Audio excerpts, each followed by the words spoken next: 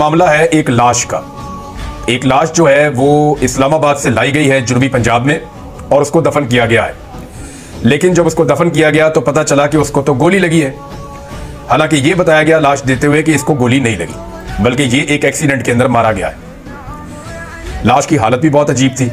कहानी है क्या, मैं आपको बता देता हूं। पाकिस्तान तहरीक इंसाफ का जो क्लेम इसके बाद सामने आया, या जो एनी शाहिदीन कुछ पैदा हुए हैं नए, उनके जो क्लेम सामने आ रहे हैं वो ये कहते हैं कि उन्होंने बहुत सारी लाशें देखी हैं। एक लाश उस मुर्दा खाने में नहीं देखी गई, 2 नहीं देखी गई, 10 नहीं देखी गई, बहुत ज्यादा लाशें देखी गई हैं। मैं अगर आपको नंबर बताऊंगा तो भूचाल आ जाएगा। या जितनी बड़ी तादाद में, जैसे मुईद पीरजादा साहब ने एक दावा किया था, ये उस लेवल का दावा सामने आया।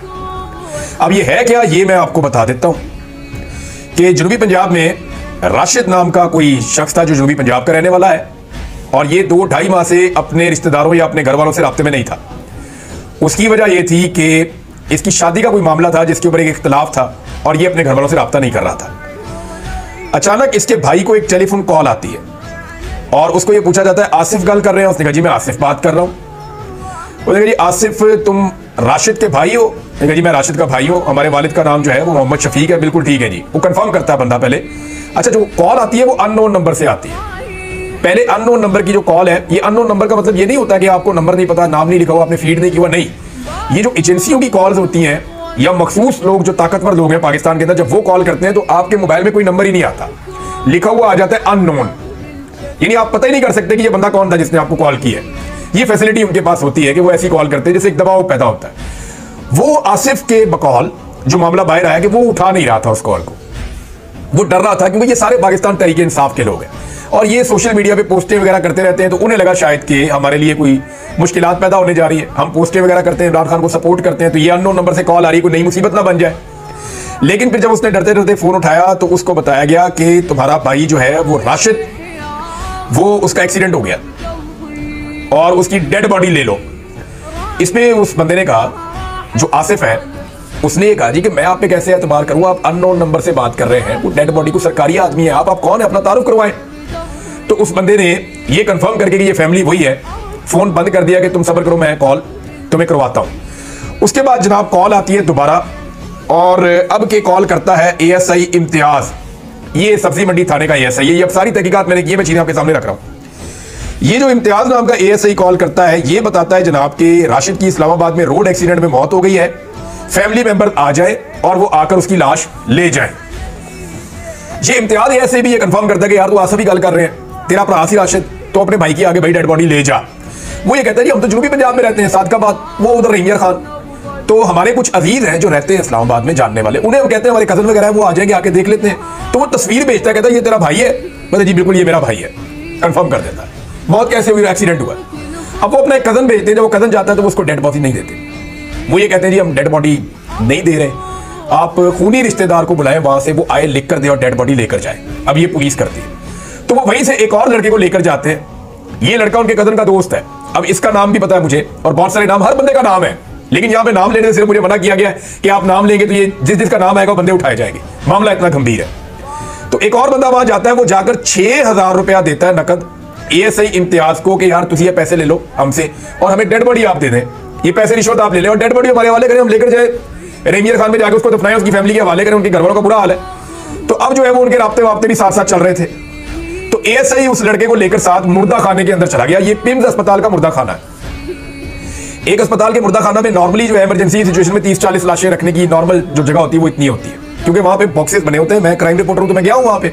वो ऐसे बॉक्स को आपने फिल्मों में शायद देखा होगा, बॉक्स को ऐसे बाहर निकालते हैं तो उसमें एक लाश होती है, दूसरा निकालते हैं उसमें एक और होती है, तीसरा निकालते हैं उसमें एक और होती है। तो एक एक बॉक्स में एक एक लाश होती है और इसकी कैपेसिटी जो है वो 30 से लेके 100 तक हो सकती है। बहुत बड़ी तादाद में जरूरत भी नहीं पड़ती और इतनी बड़ी वो होती भी नहीं है मुर्दा खाने के अंदर कैपेसिटी, क्योंकि वो पूरा का पूरा चिल्ड होता है, बहुत ठंडा होता है, ताकि लाशें डीकंपोज ना हो, लाशें खराब ना हो। मुर्दा खाना के अंदर गया, उसने एक बॉक्स बाहर निकाला और पहचानने के लिए कहा लाश को। तो उसने बताया जी कि उस एक बॉक्स के अंदर बगैर कफन के 3 लाशें पड़ी थी। इसके आप 2 मतलब ले लेना, एक तो रखने वाले ने 3 रख दी। अब ये रखने वाला जो है वो इतना तो बेवकूफ नहीं है, हर लाश को अलग अलग बॉक्स में रखना चाहिए था। तो लाशें इतनी ज्यादा है वहां पे कि एक बॉक्स में 3 रखनी पड़ी। ये कॉमन सेंस की बात है जो समझ आती है। उसने कहा ये ऊपर नीचे पड़ी हुई थी, 3 लाशें पड़ी हुई थी, हमने अपना बंदा पहचान लिया कि जनाब ये बंदा है, ये आप डेड बॉडी हमें दे दें। ये 2 दिन पहले की बात है। तो उन्होंने कहा ठीक है जी, ये डेड बॉडी आपको हम दे दें। कागजी कार्रवाई की, डेड बॉडी उनके हवाले कर दी, एक्सीडेंट हो गया, बंदा आपका मर गया। अब वो जो लड़का वहां गया था उसने ये क्लेम किया है, और वो जो इस्लामाबाद वाले लोग हैं वो ये क्लेम करके बताते हैं बाकायदा, और इस पे मैं आपको बताऊं वीडियो के प्रूफ मौजूद हैं। ये मैं आपको बता रहा हूं, शौकत बसरा के पास वो सबूत मौजूद है जो सबूत पूरे निजाम को हिलाकर रख देंगे। गो के इस वक्त लोग बहुत खौफजदा हैं, बहुत परेशान हैं। हुआ ये कि डेड बॉडी दी गई, उसने कहा जी वहां बहुत सारी डेड बॉडीज थी, और जब एक बक्से के अंदर 3 डेड बॉडीज हैं तो इस्लामाबाद के क्राइम रिपोर्टर से हिसाब लगा लेना कि एक बक्से में 3 डेड बॉडीज क्यों रखनी पड़ गई। ये मेरा सवाल है। जब उसने कहा कि 3 बॉडीज इकट्ठी थी, अच्छा जी, फिर वो ये बताता है कि डेड बॉडी लेकर वापस चले गए और ले जाकर वहां पे रैबियर खान में हवाले कर दिया गया। वहां पे जो तदफीन का मामला शुरू हुआ तो उनके अब कुछ अजीज जो है जिनका मेडिकल से भी ताल्लुक है थोड़ा बहुत, वो जो समझता है इस मामले को, मेडिकल साइंस को, उस बंदे ने कहा जी ये तो डेड बॉडी ताजा है ही नहीं, ये तो बहुत दिन पहले का मरा हुआ बंदा आपका। तो क्या मतलब, उन्होंने कहा डेड बॉडी तो आकड़ी हुई है, ये बंदा तो कई दिन पहले का मारा गया बंदा, ये तो अभी आज की, कल की, परसों की तो हलाकत ही नहीं है एक्सीडेंट की। तो उसके बाद उसके घर वालों ने उसको जब नहलाना शुरू किया, गुस्ल देना शुरू किया, तो उसकी बॉडी में गोली का निशान मिला। उसे गोली लगी थी जो मेन आपकी आर्टरी होती है टांग के ऊपर, ये यहां पे फ्रंट साइड से उसको गोली लगी थी। और अगर ये आर्टरी आपकी फट जाए तो फिर खून नहीं रुक सकता, जो मर्जी आप करें ये खून नहीं रुकता होता। मैंने 1-2 वाकयात ऐसे देखे, बड़ी मुश्किल इंसान की जान बचती है। इमरान खान साहब कहते नहीं रहे कि मेरी वो शारक है, वो मेन रग है एक्चुअली, इसका वो ये नाम ले रहे हैं, शारक तो यहाँ गले में होती है लेकिन वो मेन रग एक वहां पे भी है, शारक भी आप उसे कह सकते हैं अगर कहना चाहे तो अगर वो कट जाए या वो डैमेज हो जाए और ब्लीडिंग वहां शुरू हो जाए तो ब्लीडिंग वहां पे नहीं रुकती फिर उसके बाद। तो पता चला जनाब कि इस बंदे को तो गोली लगी है। अब उसकी वीडियो वहां कोई बना रहा था, वीडियो बन गई, रोला पड़ गया, ये वीडियो मार्केट में आ गई, हमाद अदर के बाद इंफॉर्मेशन आई, उन्होंने शेयर कर दी, सबने शेयर कर दी। अब इससे जुड़ी सारी इंफॉर्मेशन बाहर आना शुरू हो गई है और शौकत बसरा ने बहुत बड़ा क्लेम किया। मेरी जब उनसे बात हुई तो उनके पास नाकाबिले तरदीद सबूत मौजूद हैं, लेकिन ये सारी की सारी फैमिली को इस वक्त पूरी तरह से घेरे में ले लिया गया है और जितने भी लोग इस केस के अंदर अब तक इन्वॉल्व हुए हैं उन सब अफराद को घेरे में ले लिया गया है। मैं अभी तक ये क्लेम नहीं कर रहा कि वहां कितनी डेड बॉडी है, मैं आपको वो बता रहा हूं जो इंफॉर्मेशन मुझे इन लोगों ने दी है। अगर आप अस्पताल में बात करेंगे तो वो तो बात करने के लिए तैयार नहीं है। मैंने वहां 2-4 लोगों से बात की, उन्होंने वहां तो इंफॉर्मेशन छुपा लेते हैं। बल्कि जब ये सानिया हुआ उसके बाद कई दिनों तक तो वहां पे पैरामिलिट्री फोर्सेस खड़ी रही हैं अस्पताल के बाहर। अस्पताल के अंदर आने जाने की किसी को इजाजत नहीं थी। जो सहाफी अंदर बाहर आ जा रहे थे, साकिब बशीर और मुतीउल्लाह जान साहब, इनको उठा लिया, इनके ऊपर मंशियात का पर्चा भी डाल दिया। तो कुछ तो था पिम्स अस्पताल में जिसकी वजह से इतनी पर्दादारी थी। बहरहाल ये अब उस नौजवान का क्लेम है। अब ये इतना बड़ा इल्जाम है और इतना बड़ा मामला है कि इसके ऊपर तहकीकात होनी चाहिए। देखिए, एक स्टेटमेंट मुईत मीरजादा साहब ने दिया, उन्होंने कहा जी उनके पास पक्की खबर है। फिर कुछ और लोगों ने कहा जी बहुत ज्यादा लोग जो है उनकी शहादतें हुई हैं, जितनी फायरिंग हुई है और जो बाद में इलाका साफ किया गया है उसके हवाले से भी लोगों के बड़े तहफ्फुज़ात हैं।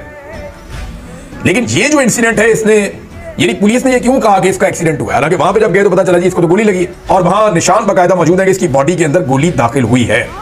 अब इतनी बड़ी बात सामने आ गई है, इंटरनेशनल मीडिया को बुलवाना चाहिए और हुकूमत को इसके ऊपर अपनी तफसीलात बतानी चाहिए। मुझे जो 1-2 लोगों ने कहा, उन्होंने कहा जी पिम्स के ऊपर जो है वो दोबारा से कड़ी सिक्योरिटी है और वहां से ये मुमकिन है कि अगर कोई लाशें वहां मौजूद हैं तो उनको गायब कर दिया जाए। अब ये सबकी अपनी अपनी बात है। गवर्नमेंट क्योंकि मालूमात को छुपा रही है, अस्पताल में किसी को जाने नहीं देती, अस्पताल का रिकॉर्ड छुपाती है, तस्लीम नहीं करती जो हुआ है, तो फिर इस तरह की चीजें जन्म लेती हैं। लेकिन ये हकायक हैं जो मैंने आपके सामने रखे हैं। जो मैंने आपको बताया वो वही बताया जिसकी रिकॉर्डिंग बाकायदा वीडियो उसके अंदर मौजूद है। मैंने अपने से आपको इसमें कुछ नहीं बताया और आजाद जराए से आप इन चीजों को जाके कंफर्म कर सकते हैं। तो ये है जनाब अब तक की इस हवाले से सूरत हाल मैंने आपके सामने रख दी कि ये मामला क्यों उठा, इसके पीछे रीजन क्या था।